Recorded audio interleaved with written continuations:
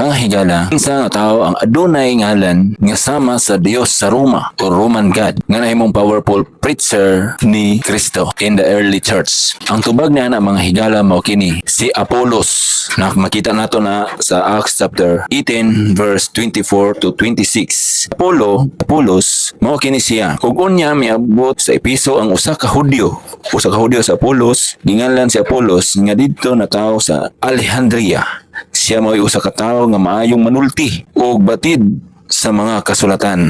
Siya gikatun-an mahitungod sa dalan sa Ginoo ug maingon nga madasigon man siya sa espiritu. Siya nagsulti og nanudlo sa sibo gayod sa kaagi ni Hesus bisan tuod nga ang bautismo nga iyang nasinati maura ang kang Juan sa 26 ug didto sa sinagoga siya misugod sa pagsulti nga masaligon kaayo apan sa pagkadungog kaniya ni Priscilla ug ni Aquila siya ilang gidala sa ila ug kaniya ang tinuohan sa Dios ilang gisaysay sa labi pang sibo gayod. Mao kana ang pagkatao ni Apollos nga nahimong powerful preacher ni Kristo. Mao kana ang atong Bible trivia for today, day 4 mga higala.